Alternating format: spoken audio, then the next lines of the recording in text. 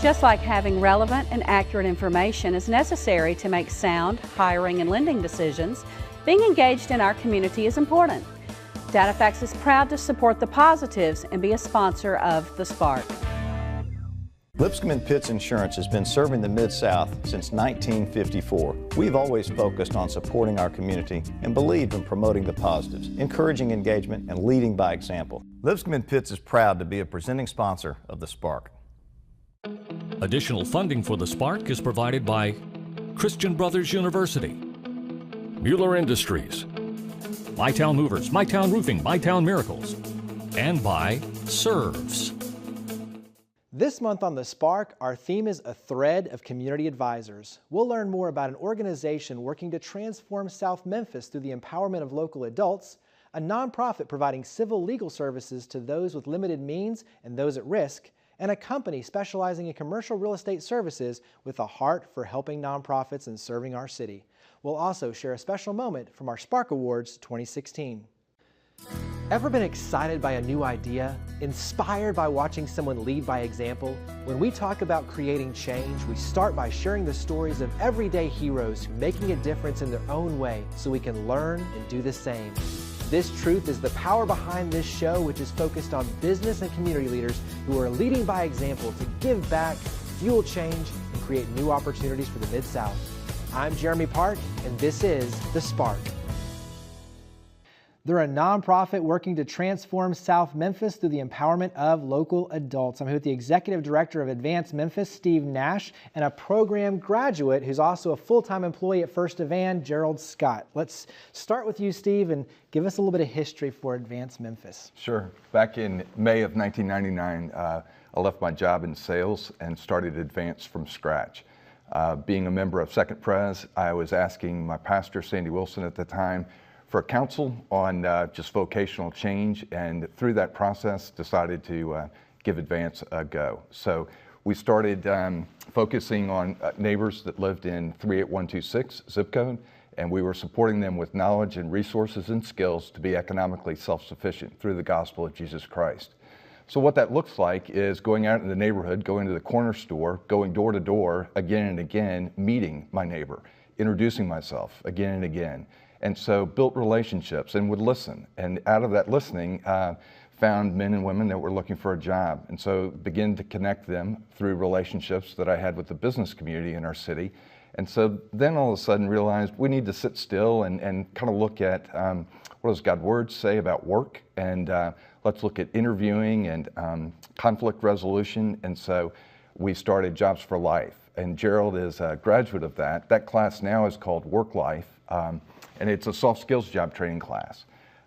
Then we would move into how do you manage money? And so as a church teaches a stewardship class, we taught faith and finance, so looking at how to manage money. Then asset accumulation is important.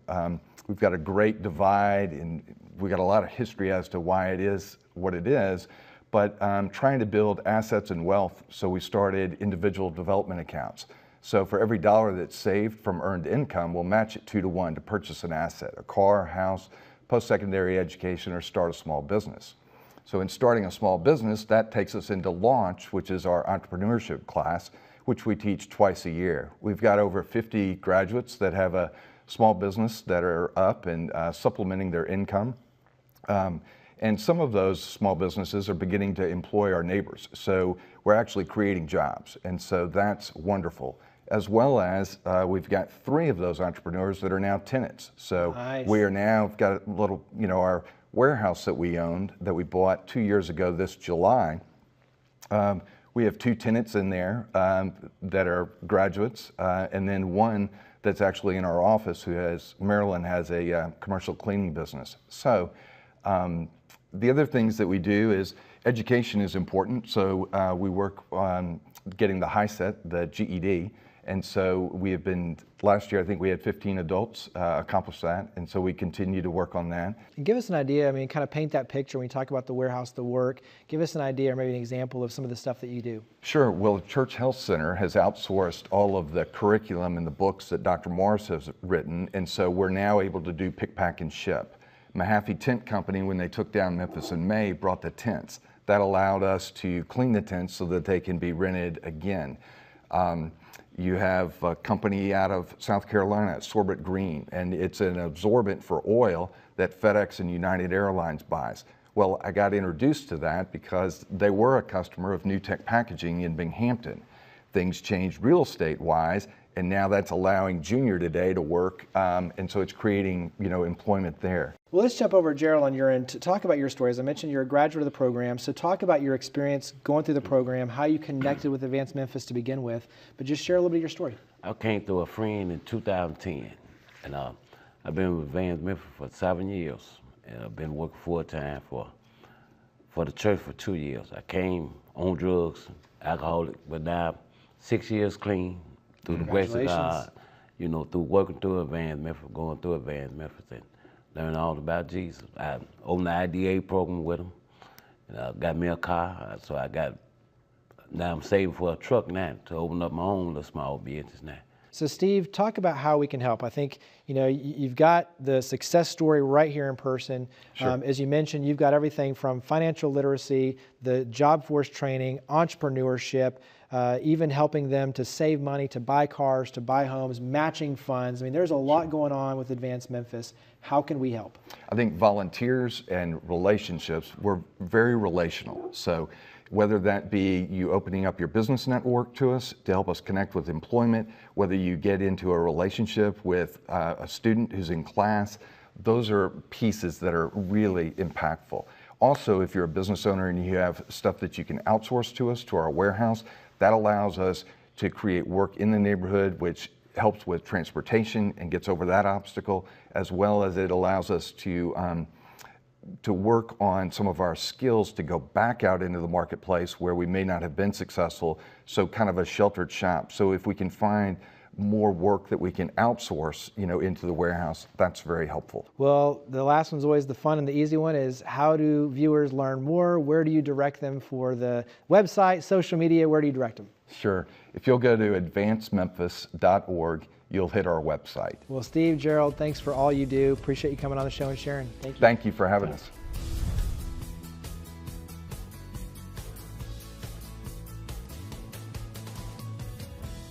They're a nonprofit providing civil legal services for those with limited means and at risk. I'm here with a shareholder for Baker Donaldson. He's a board member and volunteer with Community Legal Center, Matt Mulqueen. And let's start, Community Legal Center, give us a little bit of the history for the organization, and then we'll dive into what you guys actually do. Sure. So the CLC, as we call it, has been around for about 25 years.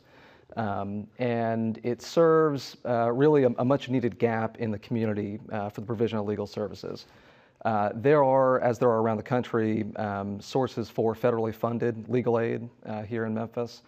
We serve the gap between those who are actually in poverty and those who make less than a living wage. So for a family of 4, for example, it would be salary underneath $54,000. So about the same population that the Church Health Center, for example, serves in Memphis. And I mentioned civil legal services, so talk about the different types of cases and what you guys actually kind of help out with. Sure. So we handled probably about 4,000 calls last year and ended up helping about 2,000 plus of those.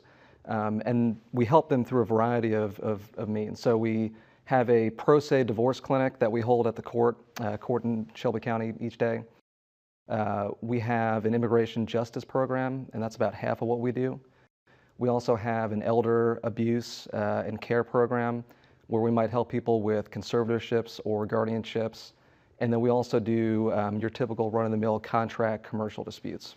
I know that, for instance, landlord disputes. I know there was a very successful one where a woman had paid $3,000 to get a car, but the car dealership didn't deliver the car, and you guys were able to step in and make sure that she got her car. So little things like that you might take for granted, but these are immensely helping these individuals and families. Absolutely.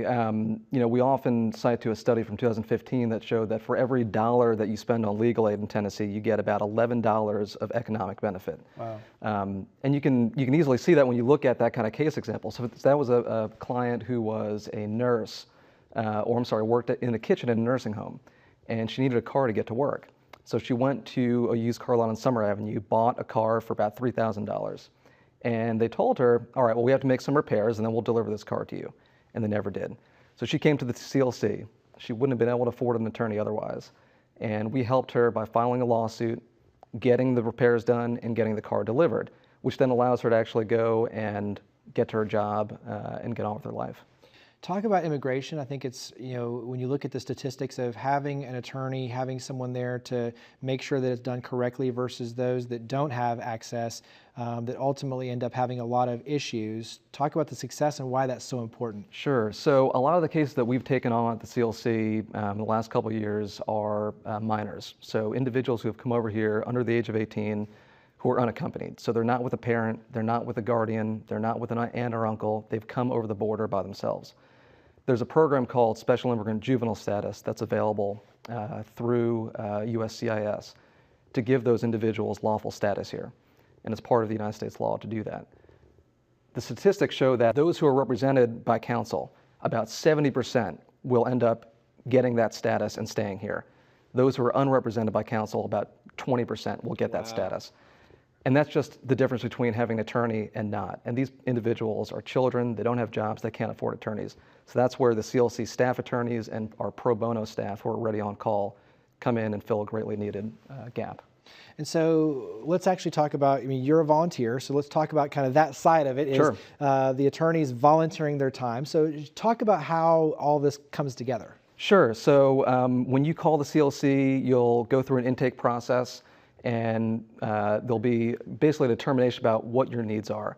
Now, we have some staff on call who are full-time staff attorneys who can assist, but they can only handle so many cases. And so we really rely on our roster of pro bono attorneys from around the city. And these are people who don't do this kind of work necessarily day in, day out, but have the skill sets to represent someone in immigration court or file a petition with USCIS or file a guardianship or conservatorship. And so we have, I think, over 100 attorneys who are ready when needed to step in and do the work that needs to be done. Well, I think it's very cool just to know that here around the city, one, you're helping those with the need, but you also have these trained specialists that are stepping in and lending their time, their talents, their expertise to be able to make all this happen, to genuinely help. And I've got to believe, too, that just from a relational standpoint, you're sitting down, you're diving into a dark time with this individual and this family, but you're helping. So in other words, bridging the gaps, building relationships here in our own community is a whole nother element of this where you're genuinely, it's people helping people. It is. And, lawyers sometimes get a bad rap, but we like to consider ourselves a noble profession. And so I think that most attorneys you'll find do pro bono work, whether they're recognized for it or not. This is just something that is ingrained in the profession. And so we're lucky to have an amazing community of attorneys here in Memphis who are willing to step up, and whether it's one case a year or 7 or 10 or 20, perform amazing services for these clients. So where do we go? So website, social media, what are the places that you want us to go to learn more? Sure. You can find us on Twitter, on Facebook. We've got a great social media presence. You can go to clcmemphis.org, and you can find out all about the CLC, find our intake phone number if you want to call, and come out and visit us. We're at the MIFA building. Come and see what we're doing. Come and say hello. See it all firsthand. Well, Matt, greatly appreciate all you do. Appreciate you coming on the show and sharing. Thanks for having us.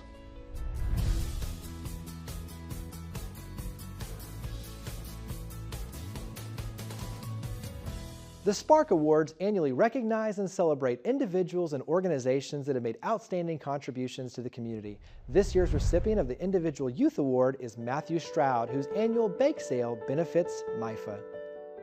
When my mom and I were driving home from the Memphis Farmers Market, I saw a homeless man standing on the sidewalk with, the usual cardboard sign, and I just sort of thought, there's all these people that need help and assistance, and they're out on the streets fending for themselves, and it would be nice to be able to do something about that.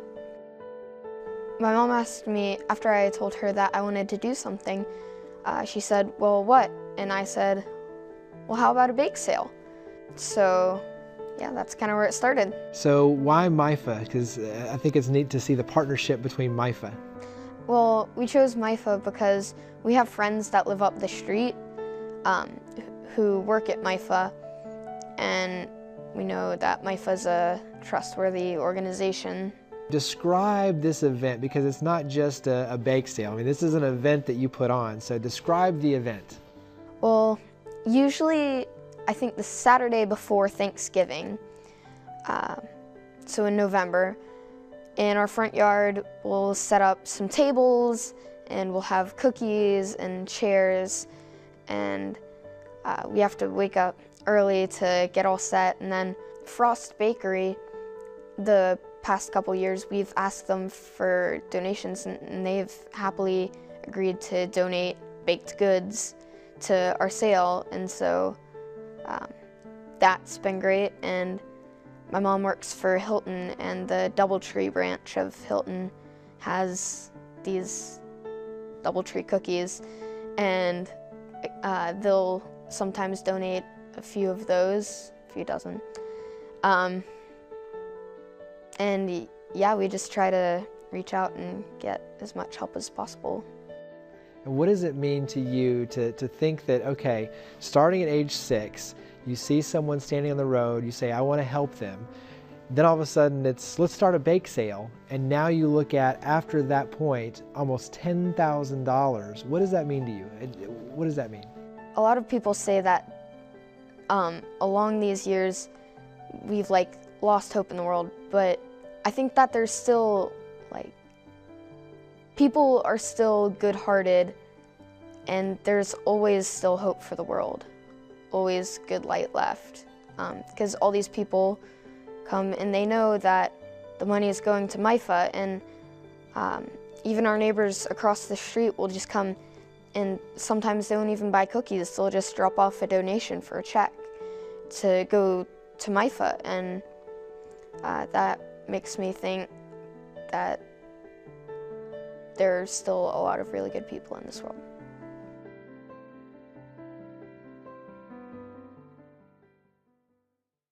They're a company specializing in commercial real estate services with a heart for giving back and helping our nonprofits. I'm here with the president and CEO of Cushman & Wakefield Commercial Advisors, Larry Jensen. We also have Greg Spillyards, who's a senior vice president of Community Advisors. Also, it's a service line for Cushman & Wakefield Commercial Advisors. So a lot of words there, but let's decipher what all that means. Let's start with you, Larry. Give us a little bit of context for what you do with Cushman & Wakefield Commercial Advisors. Well, we're a full-service commercial real estate firm that covers a 3-state region, Arkansas, Mississippi, and Tennessee, and we provide a range of services for the commercial real estate, from property management to site acquisition to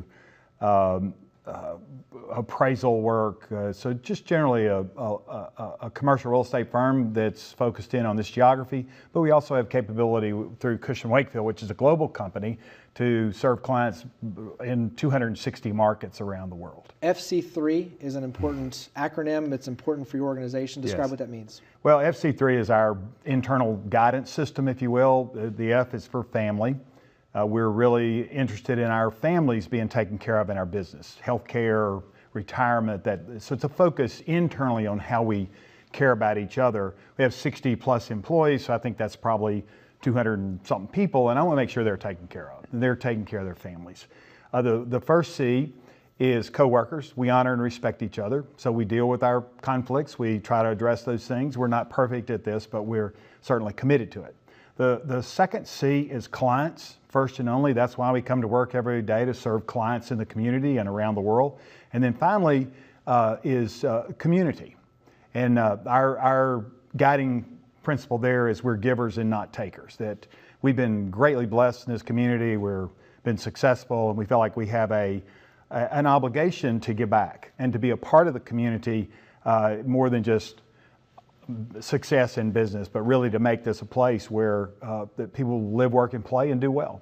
So let's bounce to you, Greg Spillyards. Talk about community advisor. I think when you talk about FC3 and what that means, especially on the community side, strategically, there's a huge push in this that you guys are making a huge difference with nonprofits. So describe the work you do with community advisors. Yeah, absolutely. Well, this really began for me as a personal journey. I spent 10 years in commercial real estate services, providing service on the landlord side and the tenant side, project management, property management, brokerage. And toward the end of that 10 years, I started really feeling a pull towards the local community and really seeing real estate, how it's connected to the people that benefit from the real estate. And that led into a time in seminary and a path into ordained ministry. And when I returned from seminary, I can really only describe it as a call to go back into commercial real estate and to utilize that in a way that would benefit the city. I met Larry Jensen. I stumbled through an articulation of what it was I was trying to do on a third-party real estate services platform. And surprisingly, he said, I've been wanting to do this for years. And it fits really within the FC3 model. We are an organization not of employees, but of families. We have clients that have made us really good at what we do. And so to be able to take the experience and the expertise across our platform and deliver that to 38109 zip code or to 38126 zip code as a resource for stakeholders in those neighborhoods is essentially what the community part of FC3 is all about and what Community Advisors is all about. Community plays not just in Community Advisors, but in Cushman and Wakefield Commercial Advisors as a whole, very integral part of this. Your team is out volunteering, serving on boards, actively, heavily engaged. So talk about kind of that bigger picture of just humans getting involved, people helping people getting involved. Well, we want to incentivize our employees to be involved in the community. And we've done that through a number of ways that if they're involved in a not-for-profit, then they've got a open door. We put about 10% of our bottom line in a fund that is for the employees to determine where that ought to go, and there's levels of participation that we want to see in them, and the more they're participating or in leadership, the greater their contribution from the company would be to that not-for-profit. And so we have a lot of people who are involved. I think of Blue Streak, for example, that's the Jubilee Schools. One of our guys, Jeb Fields, has been the president of that. And we really want to encourage our people to go find places. We allow them to have time to go do it. It's very much a part of that culture of we're givers and not takers. And I think from a company perspective, we look at the platform that we have, and we really do want the same level of quality of services applied in 38109 that we would in 38119. And it's really irrespective of whether we get paid. So it's learned that from St. Jude and from Methodists and all, and so we're trying to apply that in our little business in the community. Greg, what, from your end, you get to see it all come together through Community Advisors, but what puts a smile on your face working with Larry and the team in terms of just that service aspect? I mean, going through the ministry and how important that is to see this team really immerse themselves in the community. What puts a smile on your face? I can use an example, anecdotal. We work with Port Leith. Working with them to identify land in a neighborhood to put an early childhood education academy. Walking that land as it sits latent, really, with no plans for utilization, and envisioning with a team, a collaborative team coming together for a project that's going to ultimately benefit 3,700, well, it's going to have a total of 160 students in there every year and flowing right into the elementary schools. It's about not just how the physical landscape of that neighborhood has changed, the beautiful, architecturally beautiful. I say it's an amazing building. Campus. It's an amazing building, but that's only the surface.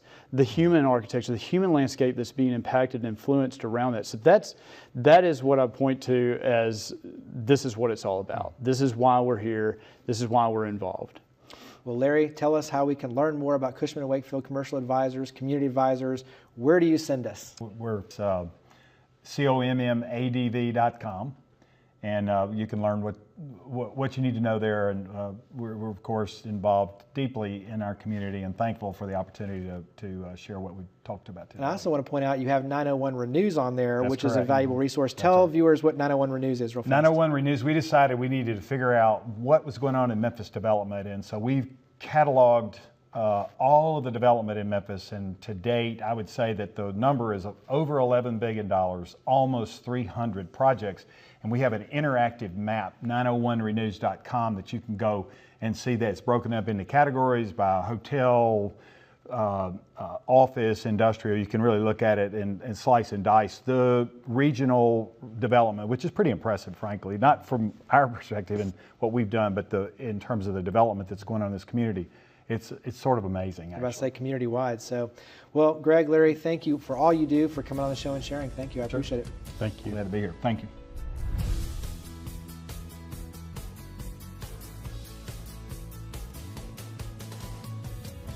Hard to believe, but this wraps up Season 5 and year number 5 of The Spark on WKNO. It's been an honor sharing the good and highlighting organizations, companies, schools, and individuals who are giving back and making a difference, just like we saw in this month's episode with Advance Memphis, the Community Legal Center, and Cushman and Wakefield Commercial Advisors. We say it all the time, but each and every day here in the Mid-South, there are people helping people working hard to create change and lift our city. Oftentimes, we don't see the good deeds in the 10 o'clock news or in the headlines on the front page. So it's up to us, you and me, to share the good in person and on social media, to lead by example, and to inspire others to join in the effort. So thank you for being a community champion and for watching The Spark. To learn more about each of the guests, to watch past episodes, and to share your stories of others leading by example, visit WKNO.org and click on the link for The Spark. We look forward to seeing you next month as we kick off a new season, and we hope that you'll join with us in creating a spark for the Mid-South. I hope you and your family have a very Merry Christmas and a Happy New Year. Just like having relevant and accurate information is necessary to make sound hiring and lending decisions, being engaged in our community is important. DataFax is proud to support the positives and be a sponsor of The Spark. Lipscomb & Pitts Insurance has been serving the Mid-South since 1954. We've always focused on supporting our community and believed in promoting the positives, encouraging engagement, and leading by example. Lipscomb & Pitts is proud to be a presenting sponsor of The Spark.